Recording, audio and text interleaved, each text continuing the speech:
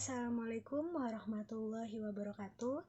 Perkenalkan, nama saya Siva Aulia Nugrahawati dari kelas Rehabilitasi Sosial 1C. Di sini saya akan menjelaskan permasalahan atau kasus yang saya selesaikan pada saat saya praktek kerja lapangan dahulu di SMK. Pada kesempatan kali ini, saya akan menjelaskan identitas klien yang saya selesaikan masalahnya, pokok permasalahannya, lalu metode apa yang saya ambil, teknik-teknik dan prinsip yang saya gunakan pada saat itu. Klien yang saya ambil itu berinisial LS, berjenis kelamin laki-laki, pada saat itu usianya 18 tahun. Untuk remaja 18 tahun pada saat itu, LS termasuk remaja yang cukup aktif. Bukan cukup lagi, mungkin remaja yang aktif karena LS sering mengikuti kegiatan mulai dari kegiatan untuk bernyanyi, kegiatan lomba-lomba di luar. LS ini lahir di keluarga yang harmonis. Maksudnya mungkin menurut saya sangat jarang melihat anak laki-laki yang dekat dengan ibunya, tapi LS ini merupakan anak yang dekat dengan ibunya. Bahkan LS ini lebih mempercayakan segalanya kepada ibunya dibandingkan dengan ayahnya. LS memiliki hobi bermain gitar dan motoran. Masuk ke dalam pokok permasalahan LS ini merupakan remaja yang mungkin di usianya pada saat itu wajar untuk mengikuti arus atau mungkin terbawa arus.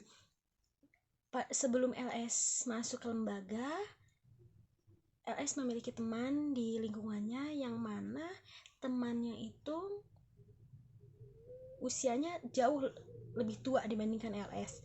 Mungkin pada saat itu LS masih SMP, teman-temannya sudah menikah atau bahkan sudah memiliki anak. LS mengaku suatu hari LS pernah diajak untuk mengantar temannya ke rumah pasangannya. Setelah pulang ternyata LS ditawari sabu, dan LS juga diajarkan bagaimana cara konsumsinya. Dan LS juga cerita pada saya kalau dia mengkonsumsi sabu itu orang tuanya sama sekali tidak tahu. Metode yang saya pakai itu metode BSP atau bimbingan sosial perorangan. Kenapa saya mengambil bimbingan BSP? Karena yang bermasalah itu di orangnya, di individunya. Maka dari itu kenapa saya ambil BSP? Karena saya ingin lebih dekat dengan LS, dan LS juga ingin lebih dekat dengan saya. Dalam artian saya ajak LS berbicara pada saya. LS percayakan semuanya pada saya karena LS percaya saya tidak akan macam-macam pada beliau. Maka dari itu, dengan bimbingan BSP ini, LS terbuka dengan saya. Bahkan kejadian yang tidak LS ceritakan kepada orang tuanya, LS ceritakan pada saya. Teknik-teknik yang saya gunakan yaitu yang pertama small talk. Small talk ini teknik yang saya gunakan pada saat saya pertama kali datang ke lembaga. Contohnya, saya berkenalan dengan beliau, saya memperkenalkan nama saya, beliau juga memperkenalkan nama beliau. Yang kedua itu saya menggunakan teknik ventilation. Ventilation ini teknik yang digunakan untuk membawa permukaan perasaan-perasaan atau sikap yang mungkin dapat mengurangi permasalahan yang dialami oleh klien. Yang ketiga itu teknik advice giving atau yang berhubungan dengan memberikan pendapat berdasarkan pengalaman pekerjaan sosial. Teknik keempat yaitu teknik support. Contohnya dengan memberikan pujian atau kata-kata semangat pada klien. Teknik kelima yaitu reward. Reward itu dengan cara memberikan sesuatu. Saya pada saat itu memberikan berupa makanan atau minuman, sekedar upaya memberikan semangat atau sekedar menginfokan bahwa di dunia ini masih ada yang peduli pada LS. Prinsip yang saya gunakan itu yang pertama, prinsip penerima.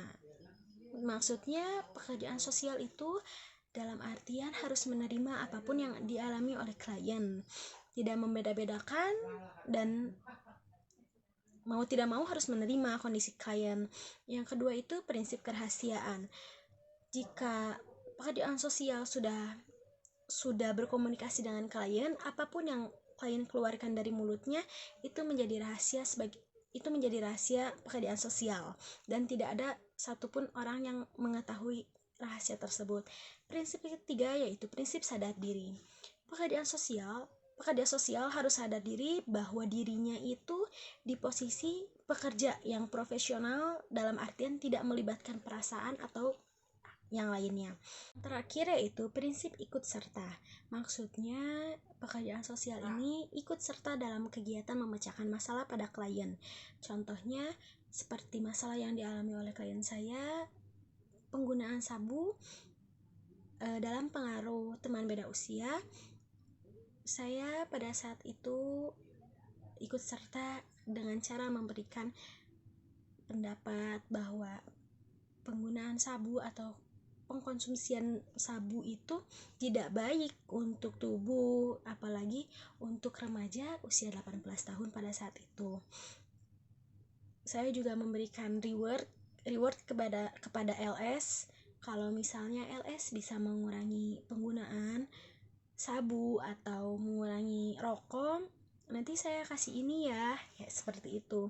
Dan memang terbukti pada saat itu saya memberikan tantangan kepada LS, kalau LS bisa nggak ngerokok sehari 5 batang, nanti saya kasih ini, dan terbukti LS mengurangi konsumsi rokok pada saat itu. Oke, sekian penjelasan masalah atau kasus yang saya selesaikan.